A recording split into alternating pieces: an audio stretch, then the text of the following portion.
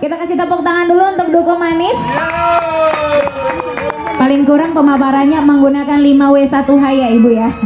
Tentang programnya. Silakan Ibu, waktunya kurang lebih 5 menit. Kita sama-sama berhitung yuk. 1, 2, 3, action.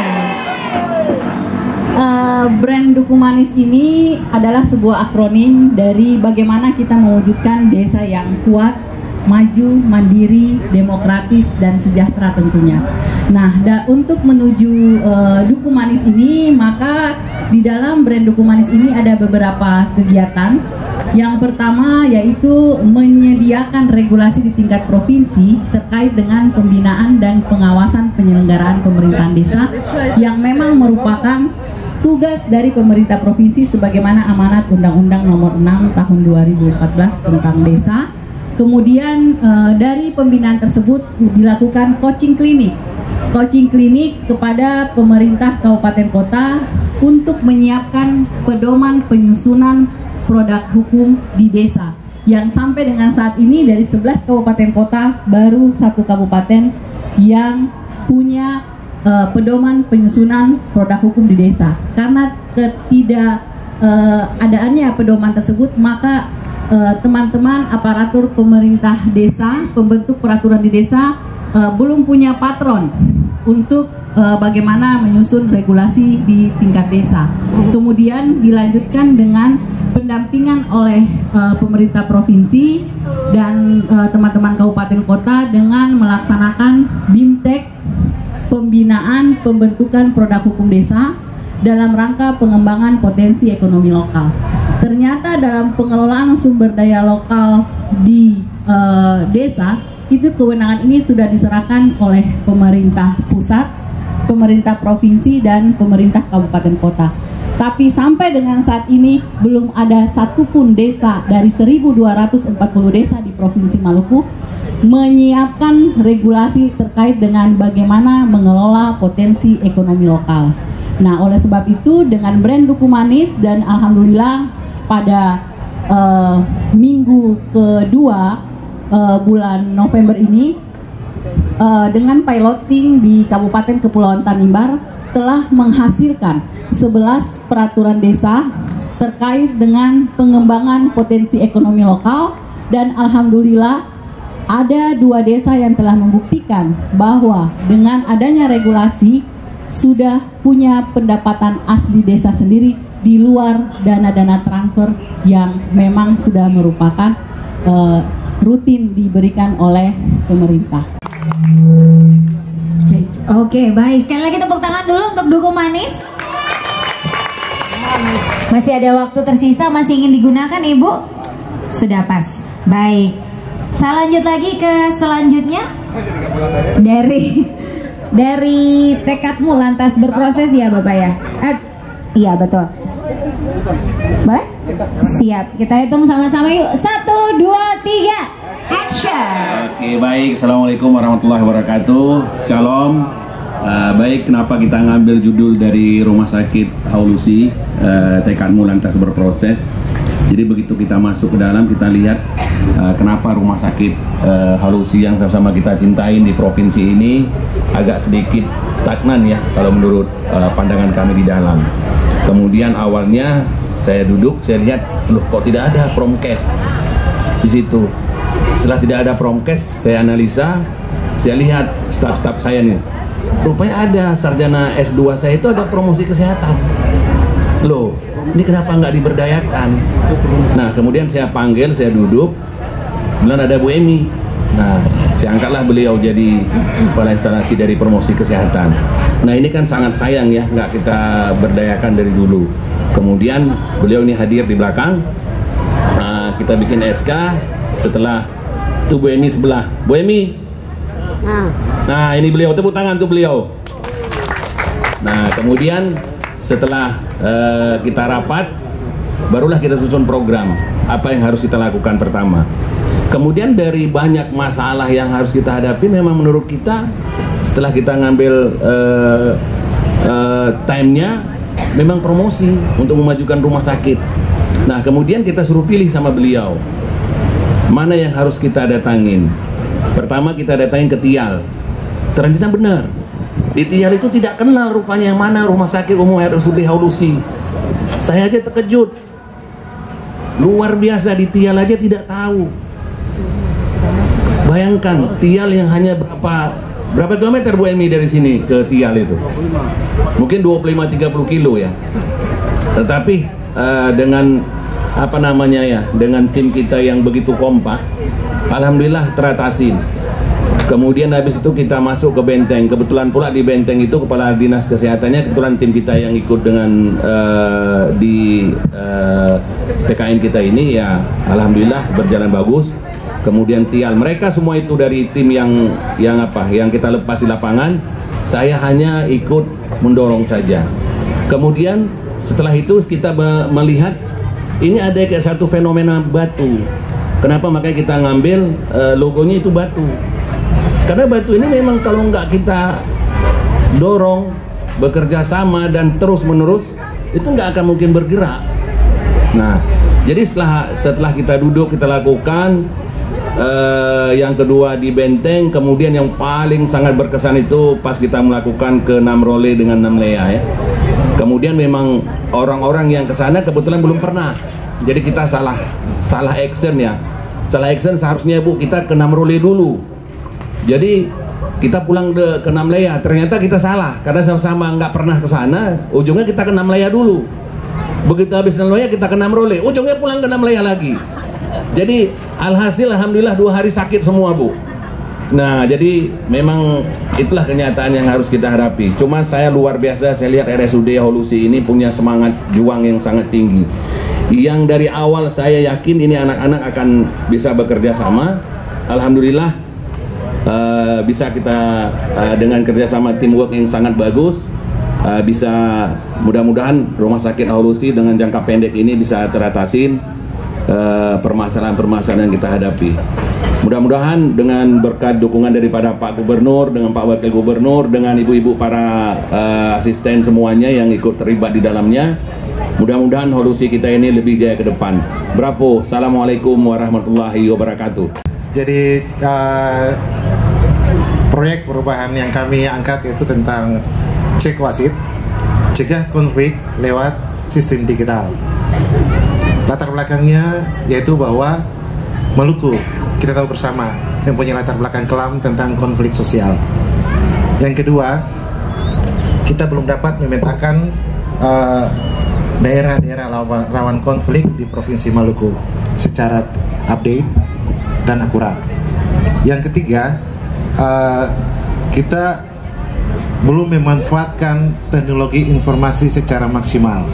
Pada sekarang eranya era digital. Nah, dari latar belakang inilah maka kami mengangkat Proper Cek Wasit melalui sistem informasi digital. Jadi ada sebuah aplikasi berbasis Android yang akan digunakan secara khusus oleh informan. Informan kita ada di tingkat desa. Karena tentu konflik itu dimulai dari tingkat desa, yang paling terkecil dari keluarga.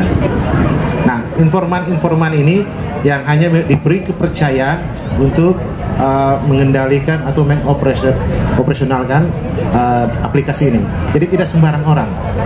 Kalau sembarang orang gunakan aplikasi ini, suami istri berkelahi, dia lapor ke kita, malah kita yang repot nanti. Ya, jadi hanya informan aja yang terpilih. Mereka ini tergabung dalam forum kewaspadaan dini masyarakat pada tingkat desa, kecamatan, kabupaten sampai ke tingkat provinsi. Ini berdasarkan Undang-Undang Nomor 7 Tahun 2012 tentang penanganan konflik sosial. Dari latar belakang semua sampai dasarnya, manfaatnya yaitu bahwa lewat aplikasi ini user atau para pemimpin di tingkatan pemerintahan secara real time dapat memperoleh informasi tentang konflik di suatu wilayah. Jadi dari tingkat desa misalnya ada terjadi konflik batas desa. Nah, di situ informan akan di aplikasinya, dia membuka aplikasi, dia hanya menekan sebuah pesan atau tombol. Di situ secara berjenjang langsung kode untuk semua yang memegang aplikasi ini, sehingga masing-masing user dapat mengetahui, oh sementara terjadi konflik di mana. Minimal dari aspek pencegahan. Ketika dia terjadi di misalnya tingkat desa atau antar desa, sudah ada sinyal adanya konflik, kemudian mulai dari kepala desa merespon itu karena sudah terbaca di aplikasi. Dia ngecek, dia harus verifikasi dulu apakah laporan dan informan ini valid atau tidak, dapat dipercaya atau dalam istilah kita A1 atau gimana. Kalau A1 berarti dapat ditindaklanjuti dan memang benar terjadi. Kalau masalahnya bisa diselesaikan di tingkat desa, berarti stop sampai di situ. Tinggal camat, bupati memantau laporannya aman, situasi aman, terkendali, berarti selesai masalahnya. Kalau belum selesai di tingkat desa, berarti camat memainkan perannya di situ dengan koordinasi ke bupati dan seterusnya. Karena dalam penanganan konflik sosial ini ada kewenangan-kewenangan. Misalnya kabupaten, kalau terjadi konflik antar desa dan desa dalam satu kabupaten, berarti kewenangannya ada di bupati atau wali kota. Nah, misalnya kalau konflik antara kabupaten A dengan kabupaten B, berarti kewenangannya untuk penanganannya ada di tingkat provinsi, yaitu gubernur. Jadi kita aplikasi ini sudah membatasi kewenangan, tetapi informasinya tetap diterima secara berjenjang. Misalnya kalau kita lihat laporan belum masuk dari tingkat desa, dari tingkat provinsi bisa ngecek ke kabupaten melalui Kesbangpol, Badan Kesatuan Bangsa dan Politik. Cek gimana masalahnya kok belum ditangani. Nah gitu. Jadi penyelesaiannya bisa segera diselesaikan seperti itu. Nah, dari aplikasi ini jelas kita juga membangunnya dalam rangka persiapan penyelenggaraan pemilu 2024. Karena eskalasi politik pasti akan meningkat mulai tahun depan. Ya, 2023 eskalasi meningkat pastinya sampai 2024. Untuk itu kita lakukan antisipasi tersebut melalui aplikasi. Jadi pemanfaatan teknologi informasi. Jadi aplikasi ini berbasis Android dan nanti digunakan hanya informan saja secara berjenjang. Mungkin demikian. Terima kasih. Assalamualaikum warahmatullahi wabarakatuh. Selamat siang, salam sejahtera buat kita semua. Bapak Ibu yang kami hormati, dalam PKN tingkat 2 angkatan 25 ini kami sebagai reformer mengambil judul proper kami adalah SOP PBJ. SOP ini kan kalau orang makan kan tambah segar, tambah kuat. Itu analogi ininya. Jadi latar belakangnya tadi kami sampaikan bahwa pengadaan barang jasa mempunyai peranan yang penting dan strategis dalam proses pembangunan. Karena semua sebelum jalan pelaksanaan pembangunan harus melalui titik itu dulu. Dan itu pun yang membuat semua fokus perhatian itu tercurah kepada PBJ. Dalam kenyataannya kondisi existing kita itu yang mengurusi pengadaan barang jasa itu diwadahi dalam bentuk bagian. Tentunya kalau dibentuk diwadahi dalam bagian, ini berarti akan berpengaruh kepada sarana prasarana pegawai dan kinerja. Setelah kami melihat permasalahan yang dihadapi, itu isu strategisnya yaitu pengelolaan pengadaan barang jasa belum optimal, sehingga dari itu kami mengambil judul tadi, korelasinya dengan permasalahan yang kami sampaikan tadi, bahwa untuk mengoptimalkan pelaksanaan pengadaan barang jasa itu wadahnya harus ditingkatkan. Jadi bukan pada level bagian, tapi harus dinaikkan dengan biro. Aspek yuridisnya ini dari Undang-Undang 23 2014 tentang pemerintahan daerah, pasal 211 ayat 1 dan 2 itu dia mengamanatkan itu, bahwa untuk pembentukan perangkat daerah, itu pasal 2 dia bilang itu ditentukan oleh pemerintah pusat. Jadi pemerintah pusat yang menentukan struktur itu. Berdasarkan itu maka ditindaklanjuti dengan Permendagri nomor 56 tahun 2019 tentang nomenklatur dan unit kerja sekretariat daerah provinsi dan kabupaten kota. Di situ dia telah secara jelas dia mengatakan bahwa untuk asisten perekonomian dan pembangunan itu dia membawahi 3 biro. Biro ekonomi, kemudian biro pengadaan barang dan jasa, dan biro administrasi pembangunan. Tentunya untuk sampai kepada biro administrasi pembangunan, biro pengadaan barang jasa ini ada kriteria yang ditetapkan dengan Permendagri nomor 112 tahun 2018 tentang pembentukan unit kerja pengadaan barang jasa. Pada pasal 8 itu dia menjelaskan bahwa untuk menjadi tipe A itu kriteria teknisnya itu harus di atas 800. Jadi itu dilihat dari jumlah paketnya, kemudian nilainya, kemudian tenaga ahli PBJ-nya. Itu dalam 3 tahun berturut-turut dirata-ratakan total skornya itu harus 800. Dan kita dari tahun 2018, 19 sampai 20 kita hitung ternyata nilainya 930, berarti sudah layak untuk dan sebagai gambaran di Indonesia ini sudah 31 provinsi yang biro sendiri. Cuma kita dengan teman-teman dari provinsi baru di Papua, lalu ada 2 provinsi lain yang belum. Jadi itu dari sisi yuridisnya.